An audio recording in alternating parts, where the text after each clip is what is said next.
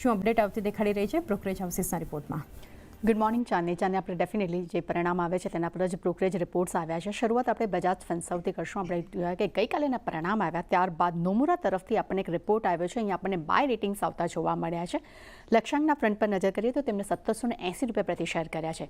તેમનું માનવું છે કે કંપનીનો જે 214 કરોડનો જે નફો આવ્યો છે, કન્સોલ નફો, તે બજાજ ફાઇનાન્સ પર ક્યાંક ને ક્યાંક સપોર્ટિવ છે. એનું કારણ એ છે કે બજાજ ફાઇનાન્સમાં કંપનીના નફાનું યોગદાન જે છે તે 81%નું છે.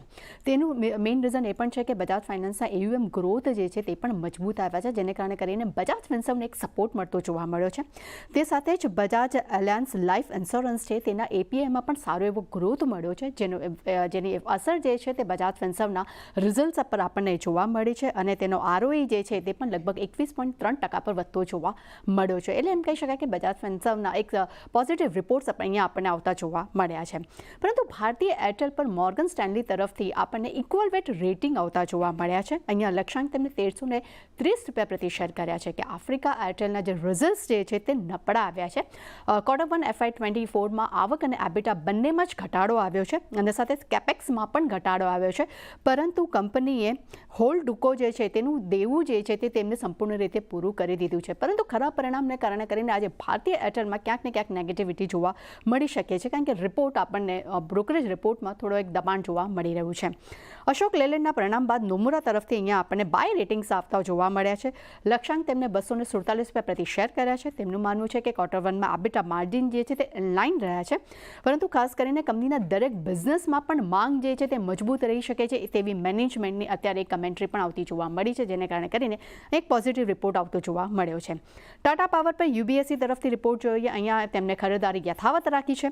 લક્ષ્યાંક પર નજર કરીએ તેમને 510 રૂપિયા પ્રતિ શેર કર્યા છે. તેમનું માનવું છે કે રેન્યુએબલ વેલ્યુ જે ચેન્જ છે તેની સાથે કંપનીના એબિટા અને બિઝનેસ જે છે તે ખૂબ જ મજબૂત રહ્યો છે, જેનું ઇમ્પેક્ટ એબિટા પર જોવા મળ્યું છે અને એબિટા પણ મજબૂત ગ્રોથ જોવા મળ્યો છે.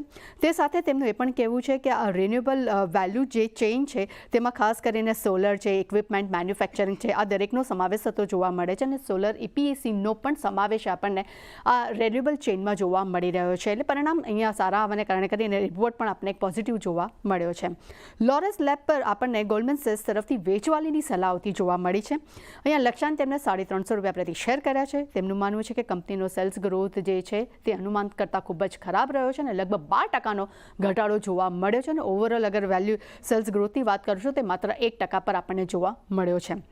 સેન્જિન પર UBSEનો મત જાણીશું. અહીંયા પણ આપણને સેલ રેટિંગ જોવા મળે છે. લક્ષ્યાંકના ફ્રન્ટ પર નજર કરીએ તો તેમને 650 રૂપિયા પ્રતિ શેર કર્યા છે. તેમનું માનવું છે કે Q1ના પરિણામ જે છે તે ખરાબ રહ્યા છે, માર્જિનમાં પણ દબાણ આવ્યું છે, પરંતુ મેનેજમેન્ટ USમાં તેમની દવાની વેચાણ પર એક પોઝિટિવિટી કમેન્ટ આપી રહ્યા છે.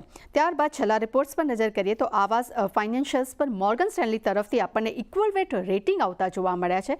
અહીંયા લક્ષ્યાંક તેમને 1675 રૂપિયા પ્રતિ શેર કર્યા છે. તેમનું માનવું છે કે Q1નો નફો જે છે તે અનુમાનથી 2% મજબૂત રહ્યો છે, પરંતુ સામે ક્રેડિટ કોસ્ટ છે તે 20 બેસિસ પોઈન્ટ સાથે પણ તે ઇનલાઇન જોવા મળ્યા છે. એટલે ચાની રિપોર્ટ્સ ઘણા બધા મોટા છે, પરંતુ ખાસ કરીને ભારતીય એરટેલ આજે ખાસ આપણા રડારમાં રહેવું જોઈએ, કારણ કે એના આફ્રિકાના જે નંબર્સ જે છે થોડા નેગેટિવ આવ્યા છે.